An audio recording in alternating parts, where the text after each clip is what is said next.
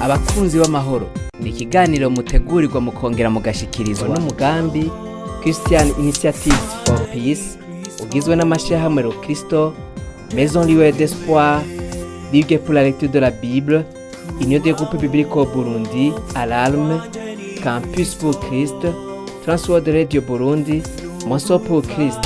Aze mu kiganiro abakunzi b'amahoro. Abakunzi b'ikiganiro, abakunzi b'amahoro, turabaramukije amahoro y'Imana kandi turabifurije kuroranirwa aho muri hose. Turabifurije no kugira ibihe byiza muriko murakurikirana kino kiganiro cacu arico canyu abakunzi b'amahoro. Uyu munsi tugiye kandi kubandanya kuraba uruhara rw'indongozi z'ishengero, ariko uruhara rw'indongozi z'ishengero mu kibano canke mu gihugu, muri societe abakoresha indimi mvamahanga, uruhara rw'aba bantu badasanzwe kuko bafise intererano, barafise ico bashoboye, barafise ico basabwa, barafise ico batuma abandi, barafise ijambo bohanura, barafise ubwenge Imana iba yarabahaye. Ibyo byose bigakoraniriza hamwe kugira ngo ikibano cubakwe, abantu bagire imibereho myiza, abantu bashobore kubana bafise abantu bababereye imboneza canke bababereye akarorero. Abo rero baratandukanye, bari mice myinshi. Muri iyo mico itandukanye harimwo indongozi z'amashengero canke ku bandi kumbure indongozi z'amadini, ariko reka dukoreshe indongozi mu ishengero. Abo barafise uruhara rukomeye mu bijanye no gufasha ikibano canke societe kugira ngo ibeho neza. Uyu munsi rero tugiye kubandanya muri kino kiganiro. Ikiganiro duheruka twari dufise umutumire hari ubuntu Onesime asanzwe adufasha ibitari bike muri kino kiganiro. Yaradufashije kuraba urwo ruhara mu bijanye n'ishengero. Uyu munsi kandi twongeye kumuhamagara, turamutumako, turamwikorako kugira ngo atuganirize kuri ivyo. Onesime, ndabahaye ikaze kandi abaramukije amahoro y'Imana. Murakoze, nanje ndabaramukije kandi ndamutse n'abariko baradukurikirana. Murakoze. Mu kiganiro duheruka kugira mwaratuganira ibitari bike ku bijanye n'abantu bitwa indongozi mu ishengero. Turabona uruhara rwabo ko ari intangere kugira ngo ishengero rishobore kuba ishengero ryiza, rishobora kuba uko Imana rigomba, ariko rikanahindukira rikanafasha no mu kibano kugira ngo n'ikibano kibe ikibano ciza, kubera ko ishengero uko ijambo ry'Imana bivuga ni itara ry'isi, n'umuco umurika, ni umunyu w'isi. Uyu munsi rero tugiye kurabira hamwe ibijanye n'uruhara rw'izo ndongozi mu kibano. Mbega bahagaze gute abo bantu uravye ku byo umaze kubona, kuko umaze kubona ibitari bike, urazi ishengero ingene rimeze. Urwo ruhara rwabo hari ico rushobora gufasha mu kibano kugira ngo ikibano kimere neza canke societe imere neza? Murakoze. By'ukuri indongozi mu ishengero zirafise n'uruhara mu kibano, kuko kenshi indongozi mu ishengero aba ari umuntu yizigiwe, aba ari umuntu yubashwe, aba ari umuntu kandi benshi novuga nti bemera kuko muri we yari umurongozi mwiza, adafise ingeso mbi, ataca abantu bamunenga. Ariko imbere yuko kumbure dushishikare ku bijanye n'uburongozi mu kibano, twifashishe ijambo ry'Imana dusoma mu gitabo ca Nehemiya igice ca 2 ku murongo wa 17. Haravuga ngo Nehemiya, umutwe w'amajambo avuga ngo Nehemiya aremesha abantu ngo bubake. Ngo maze ndababarira nti, mbega ntimubona ayo twabonye, ingene i Yerusalemu hahindutse imisaka, n'amarembo yaho akaba yarahiye. Nimuze dusubire twubake uruzitiro rwaho kugira ngo nitwame turi agatwengo.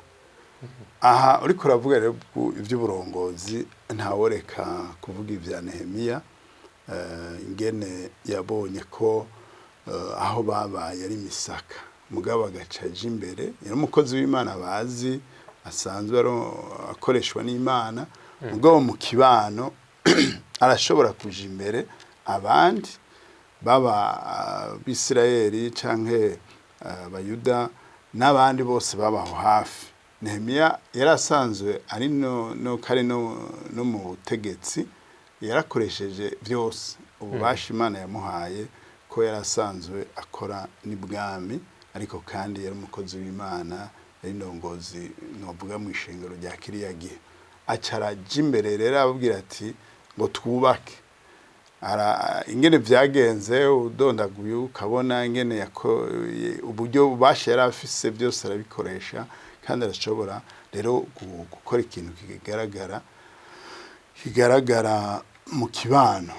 Hama aho hari harasambutse harasubira harubakwa. Baravuga yuko Nehemiya donc yari umukuru wa Isirayeli nyuma y'ubuhungiro.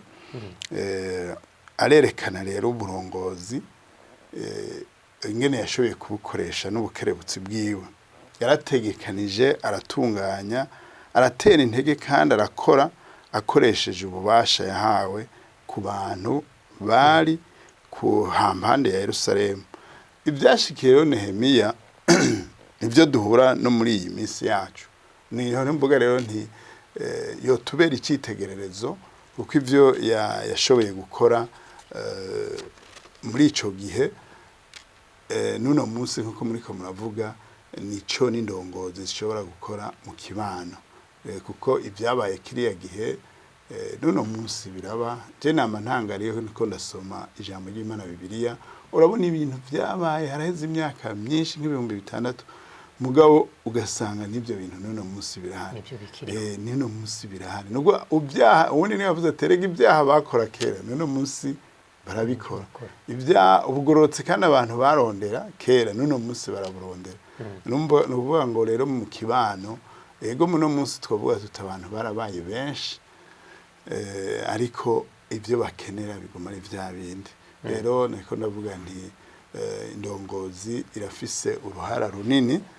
Turavye rero nkuko nariko ndavuga uyu Nehemiya nuko nawe yihaye intumbero yo gushira ku muzani impwemu yo gukora no kwizigira Imana. Urumva ingene yakora hariho kuraba ico yokora mugabo akashira Imana imbere, kandi ico nico umurongozi w'ishengero nawe nivyo yokora byose ategerezwa gushira Imana imbere. Yaraha agaciro isuzugurwa naho womenga ntibifise urufatiro. Urashobora wewe kugira umugambi cyangwa kumva uti muri societe reka dukorera ibarabara ry'imigenderanire, kandi ibyo n'abarongo n'indongozi z'igihugu barakunda kubifasha mugira iterambere. Mugabo muri Bibiliya haravuga abantu bitwa Basinabarati, Batobiya, abo nuno munsi barahari. Wowe urashobora kwiyumvira bakintege, urashobora kwiyumvira gukora umugambi kubera ari gishasha abandi bakavyanga, kandi ari byo ufashe ikibano. We none nkuno munsi nk'umuntu abona ngo nakarateye imbere arakize agaca ashaka umuruga ngo apfe, kandi ubwo butunzi bwiwe nawe yo ntiyo buri ubwo bufasha. None we nko mu kibano rirugo ufise imodoka, abantu bashaka kugira inzigo ngo ufise imodoka reka tukwice, muga iyo modoka ntihazobura umwana gwara canke umbo mubakanye canke iki ugasangira mufashije. Rero abantu bacana intege ibi nkuko byari kera nuno munsi baracariho. Kandi umurongozi arahamagariwe kugira icakoze kuri ntatinya arakora. Turabibona yuko Nehemiya atatinye. Rero naho hariho abamugwanya yarabamenya, kandi ntace abanebagura mugabo akabifata nkama.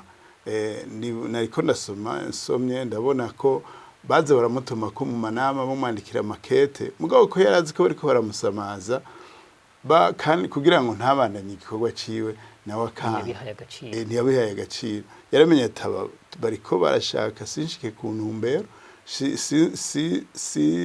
shike aho nshaka gushika mu gusanura uru ruzitiro. Ni nkuko n'umunsi no mu kibano ibyo umuntu wese yo kwiyumvira gukora biba bikenewe. Ko narasanze bugiye mu kibano atamurongoza hari afise imbono, kandi kenshi kuko biri mu burongozi harabona mu kwitanga usanga ibintu byononekaye, ugasanga ibarabara iracitse mugabo ntihagire umuntu avuga ati reka turondere ibiti aje imbere abandi. Burya nasanze by'ukuri hamakeneye umuntu aje imbere abandi, kuko abantu bose kandi niko biri barakenera umuntu abaje imbere ati ngo dukorere nk'umurongozi w'ishengero biroroshe niyo yohamagara abanyeshengero biwe ati ribarabara ryasivye turisibure ivyo birafasha kandi urumva birafasha mu kibano aho baba bakabamera neza ariko kenshi nabo umuntu hari igihe nabo nyene baca bavuga ati aka karore kanatwe tugakurikiza rero n'indongozi mu ishengero rirafata rero nkiriko navuga ku bya Nehemiya yarakemura n'amatati y'abantu n'ibihe bigoye agatunganya neza ibihe by'ubukene agafata mu maboko iby'abandi bahevye urumva rero umurongozi mwiza ashobora kubona ati ibi bintu naho abandi babihevye batari ko barabikora je ko mbona ko byogira ikimazi akabikora rero nariko navuga ko turiko turavuga ku uno munsi nkahi wacu indongozi irafise uruhara runini mu kibano kugira ngo n'ababanyi babe hano heza babane mu mahoro babeho babona nyene ko ibintu bimeze neza ko ubuzima bumeze neza birashobora gufasha murakoze twifashishije kuri ako karorero mwavuze ka Nehemiya hariho ikintu yakoze cyo kugenda akava iyo yarari Babuloni akaja Yerusalemu akabona ibikenewe aho hantu tuzi hani wacu tureke Nehemiya gatoye kuko mwabivuze ko ari umuntu yofatirwa ko numwe mu bofatirwa ko nk'indongozi mu bajanye n'abahagarariye ishengero gufata umwanya ukaraba ikibano cawe uko cubatse uko kimeze ibikenewe ibibuze ni kintu umuntu yohanura indongozi z'ishengero ati bifatira umwanya navyo mu bihe umwanya murabe ibikenewe aho mubaye canke boguma gukomeza mu byimwe mu bakaja no mu ishengero urumva by'ukuri niko niyumvira gatonya inkuru numvise kandi noneho nigaragara yari umwana yafasha abandi bana batonya akababwira ijambo ry'Imana yarabatumira muhiri wabo mugabo inyuma y'ijambo ry'Imana agaca ababwira ati rero mwabana mugende muhira mugira isuku abavyeyi ntimugambarire abavyeyi nzoza kuraba yuko muhira hasa neza kuko nitwoguma mu by'imwemu dukwiye no kuba ahantu heza rero uwo mwana akigisha abandi akababwira ko ari byiza gukora no mu rugo mukagira isuku hakakubugwa hagasa neza aho kandi hari mu gihugu hagati ariko kandi no mu gihugu hagati urumva abantu bose baba bakeneye isuku ni cya kibano rero uwo mwana haragira igihe rero akagendera babandi bana batonya asanze utakoze neza cyangwa muhiri wawe hadasa neza gacomaze we kubera iki utagira isuku kandi twavuganye yuko dukwiye kugira isuku agaca abona ko hariho ubugaba agaca muhanura agaca abwira n'abavyeyi ati aha twarasezeranye ko dukwiye kugira isuku aho tubaye kandi rero nico je nama nkunda no kuvuga naravuze ubushize yuko aba missionnaire barazanye ubutumwa hanyuma bagafasha no mu kibano je naragenduye ahantu hatari hamwe ahantu hashitse ijambo ry'Imana ubwa mbere ucu usanga n'isuku rihari hari ubudasa n'ahandi umuntu akamenya ko akwiye kwicisha kw'amazi akoga urumva iyo rero mu kibano urumva ivyo byose bica bifasha iyo mu kibano mu ngo z'abantu hari isuku kinjira ngaho ugasanga hasa neza na kuko igituma nabivuga uko nuko nabona nk'abantu batari bwakire nk'ijambo ry'Imana mu myaka yahera ubwo cyo usanga iyo abandi bagiye no gushima Imana no gusenga Imana kuwa Mungu wewe ariko arakukamasa nuvuga ngo uwo muntu nta n'umwanya na mutonya aronka ukoga urumva ingene abarongozi b'ishengero bafise ikimazi no mu kibano nuvuga ngo barafasha no mu iterambere no mu isuku no kugira abantu babeho neza nuko navuze cyane isuku ariko bica bifasha ibikorwa byose biraba ubuzima kuko biba bikenewe nuko abantu biga ingene barima kijambere kugira bimbure byinshi abantu baba bakeneye gufashanya haba no mu bworozi haba mu bikorwa byose bishobora no gufasha mu mwitunganya kibano ry'ibyo byinshi byabonetse nibyo byose n'umwimbi nyene bawutunganya ibyo byose bigafasha abantu bakamenya nka kera no kuba no munsi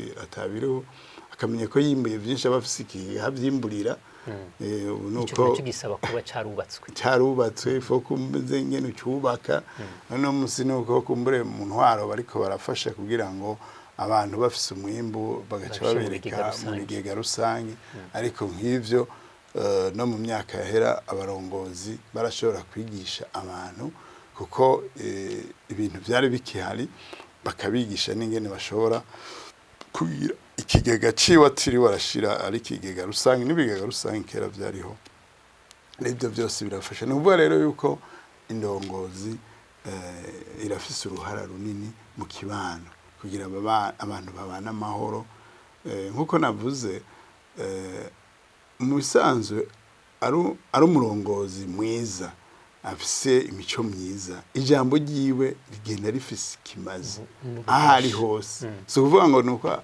niyo tubari mu rusengero naho bari mu nzira ariko arataha nimba ubusanga kubera abo mu kibano kenshi baba bamuzi kandi baba bazi ko ari umuntu w'intungane umuntu kandi babona ko by'ukuri agendera ukuri w'icitegererezo rero niyo yohanura n'icyo yovuga cyose kiba gifise akamaro hariho ikintu gikomeye gikunze kuba abantu bakabivuga bati ni ugutandukanya ibyo byo mu mashengero bijya ukwabyo ibyo mu gutunganya ingene abantu barongorwa nabyo bijya ukwabyo ariko ibyo nubwo byoba bisa n'ibisata bibiri bitandukanye bifise ingaruka kuri wa muntu umwe ari mu kibano arakeneye ikiva kwa pastori cyangwa kwa patiri arakeneye ikiva ku mutware kanaka umurongozi kanaka ni ukuvuga ko iyo habaye uguhengamira ku ruhande rumwe bice bigira ingaruka kuri uyo muntu ku buzima bwiwe icyo mwari ko muravuga ni uko iyi ndongozi ikwiye kumenya ibikenewe n'ibikwiriye mu kibano mbega iyo yagiye mu kibano ikaraba ibikenewe bikwiye gukorwa hariho ibyo ashobora gukora we hari n'ibyo bisabwa uyundi abifitiye uburenganzira bwo kubikora akabikora yobishikiriza nde uwo mwimenyerezo aricyo wufasha murakoze mfatiye nyene ku bisanzwe bihari hano mu gihugu kumbere n'ibindi bishobora kuzoba kenshi nk'uko mariko muravuga hariho usanga mu kibano ibikorwa umenga ni ibyabo mu ntwaro ariko kandi n'ibyabo mu ishengero ariko iyo bagiye hamwe birushirizaho kugira ikimazi kuko hari n'igihe usanga yuko bivanye n'ingene uwo murongozi w'ishengero yigenza afise kwemegwa kumvigwa gusumba n'uwo mu ntwaro birashobora gushika kuko kenshi uwo murongozi w'ishengero kubera abarongoye baba baramwizigira nibyo baramwizigira baramugirira icizere gusumba bashobora kumugirira n'icizere gusumba na umuntu wari cyo gituma rero uzosanga niyo habaye amatangazo y'ibyokorwa y'amanama mu gihugu hagati burya kenshi barabicisha mu masengero bakabimenyesha kuko baba bazi bati hajya hakoraniye abantu batari bake kandi ibyo bababwiye baramenya ko ari byo kenshi iyo bagomba yuko ikintu kimenyekana nabo mu ntwaro barazi yuko bagicisha ari nk'amatangazo bakayacisha mu masengero kandi ko baba bazi yuko kenshi ahajya kiba cyumvise kandi kiba kivuzwe n'uwo bizigiye bemera gusumba bigaca birushirizaho gufasha rero ikindi novuga nuko nyene iyo indongozi mu ishengero turavye nkaho nkahatanguye cyane nico novuga usanga byagiye bibafasha no mu iterambere ry'umubiri abantu bakagira isuku bakiga indero amashuri akabaho amagara y'abantu urumva hariho nk'amashengero bivanye n'uburyo uca usanga bafise n'amashuri kugira abana bige bakagira n'amavuriro hagati yabo n'amaproje yo gukwega amazi meza urumva ivyo byose hari igihe usanga rero iyo ndongozi y'ishengero yafise ingena avugana n'abandi urumva ko bica bifasha mu kibano ko mu kibano mumaze kuba mufise amazi meza mufise amashuri mufise amavuriro urumva ivyo byose nibifasha kugira ngo mu kibano abantu bashishikare kubana neza rero uruca wumva yuko indongozi y'ishengero afise uruhara runini je ndazi ubundi Mutama yarabivuga neza ndabyibutse kubera kumbure uno munsi haravugwa ko twimirije amatora mu myaka iri imbere rero hari igihe abanyamigambwe wasanga bagiye kwegeranya abantu mu mwanya kumbure ishengero ryari rikeneye kwinjira rero Mutama yari umuntu yikuriye kumbure yabonye ibitari bike yarabwira ati ibyo by'imigambwe n'iby'akanya gato nimubanze banyamigambwe murindire tubanze tubabwire ijambo ry'Imana hama namwe muraza kushishikara inyuma ntimuze abantu kujya gusenga kandi agaca babwira nabo bakristo ati ni iby'umwanya muto ariko ijambo ry'Imana nuvuga rero ko yuko kandi kubera abo bantu babumvira umurongozi w'ishengero gusumba umukuru w'umugambwe urumva aho baca babanza bakumva icyo umurongozi w'ishengero ababwiye kandi iyo bagomba noneho gukorana neza bice bigenda uko izo porogaramu ntibazisekanye kubahiriza umwe wese mu muhamagaro wiwe ikindi gusa nabonye mu myaka yahera ubu kubera ibintu by'imigambo myinshi byacanganye ariko mu myaka yahera kubera nyine uko kwemera indongozi y'ishengero waje usanga ari bo bashinya ntahe bari imbere bagahanuza no mu migambo bakahanuza kuko baba bafise iyo mpano y'ubwenge buva ku Mana kuvuga ukuri kutabesha kandi bakizigirwa na bose uje usanga rero bivanye uko kose uwo muntu acayemerwa rero by'ukuri indongozi mu ishengero irafise uruhara runini no mu kibano kugira ngo abanye babana neza uno munsi ashobora kusanga nako nabo kubera twimirije amatora abantu bagashamirana bakavugana nabi iyo rero indongozi y'ishengero abyifashemo neza arabafasha bose kuko ndibuka mu myaka yahera twagize kuba turiko turategura inyigisho ku barongozi b'amashengero kugira ngo bitegurire amatora tukamubwira umurongozi w'ishengero ko adakwiye kwerekana aho ahengamiye nategereza kwerekana naho yoba kumbura ashigikiye ivyiyumviro by'umugabo si byiza uruhande rwo guhengamira ko n'uruhande rw'inyungu nziza ya bose ya bose kuko urumva mu ishengero bahuriraho bose nk'ico ni ikintu kinini uno munsi ntwovuga yuko umurongozi w'ishengero ndetse hamwe je hari n'abarongozi b'amashengero twaba turi kumwe avuga ati burya byiza dukwanze biboneka ko umurongozi w'ishengero atarakwiye kuja mu migambwe kuko urumva we yakira bose akumviriza bose none mu ishengero nimba wowe uri uwo muri umugambwe ugaca uvyerekana abo bandi nabo umva bazoca bagira gute rero bamwe tubagiye turaganira ibyo ndabyibutse kubera ko mbere twegereje amatora ariko kandi izo nyigisho twabaha kwari ukugira bafashe kubungabunga amahoro aho babaye kandi ibyo nabyo byarafashije mu myaka iheze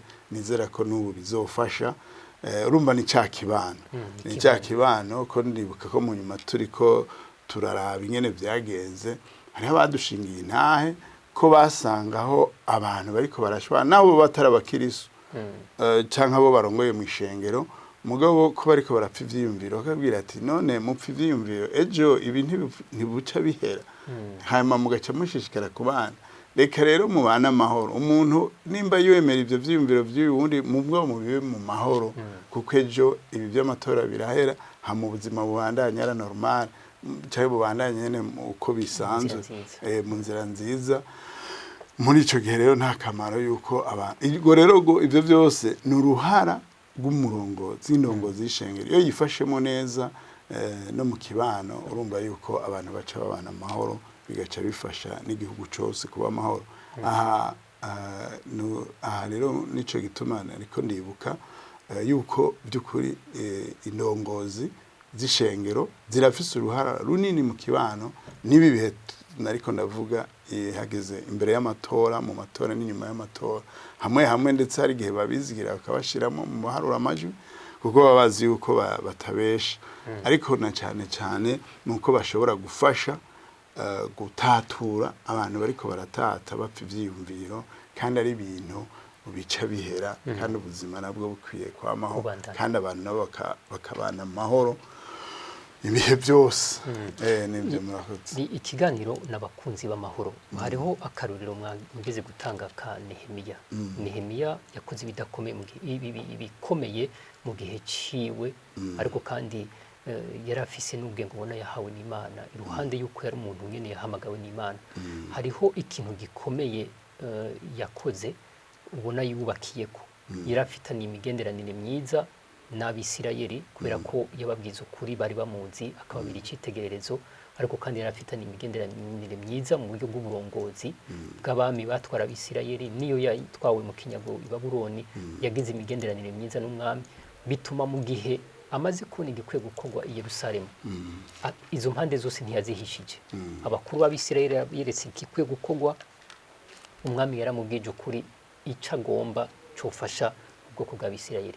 Nk'indongozi z'ishengero hano iwacu muri kino gihe, imigenderanire yazo n'abafise ibyo bajejwe mu gutunganiriza abantu, turiko turavuga mu by'intwaro, n'abandi banyagihugu basanzwe, imigenderanire yoba iyihe, na cyane mu bijanye no kubereka igikwiriye kandi bakabibereka mu buryo bukwiye. Murakoze. Murakoze.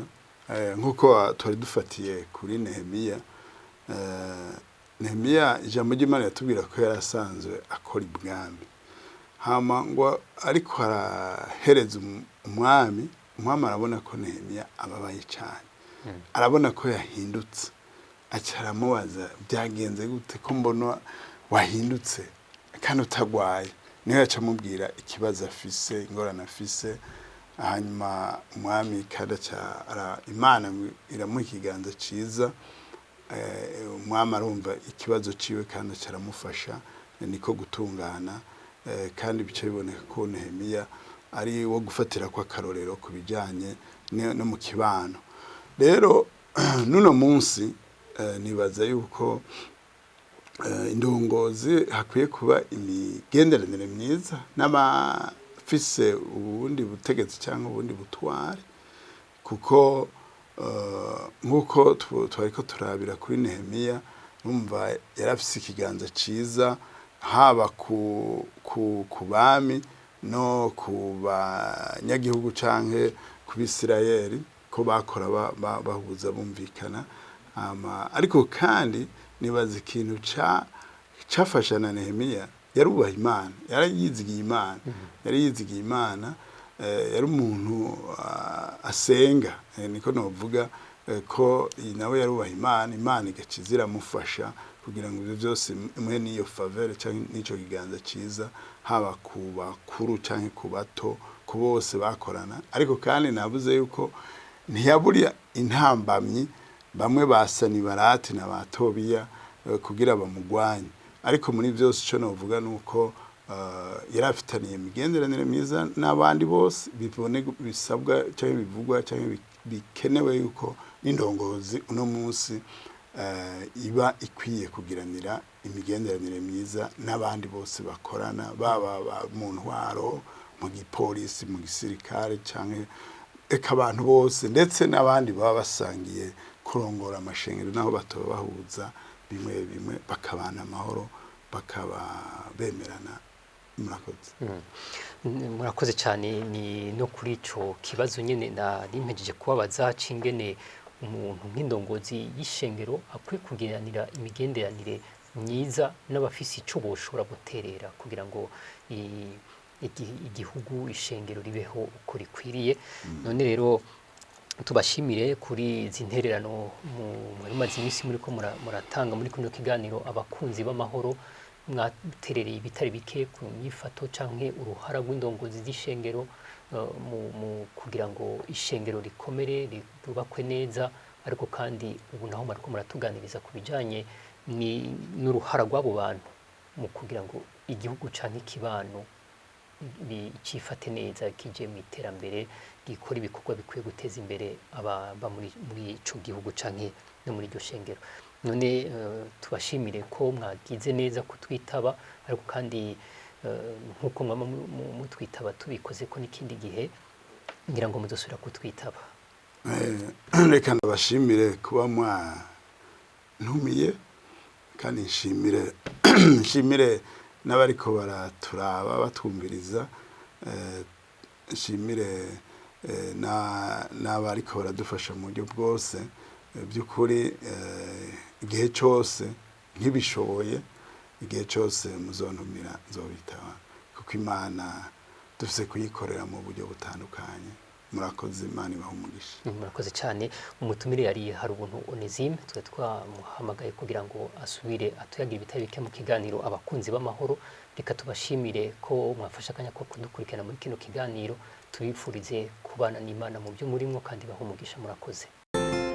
Abakunzi b'amahoro ni ikiganiro mutegurirwa mukongera mugashikirizwa n'umugambi Christian Initiative for Peace, ugizwe n'amashyirahamwe Kristo, Maison Lieu d'Espoir, Ligue pour la lecture de la Bible, Union des groupes bibliques au Burundi, Alarme, Campus pour Christ, Transworld Radio Burundi, Monso pour Christ. Aze mu kiganiro abakunzi b'amahoro.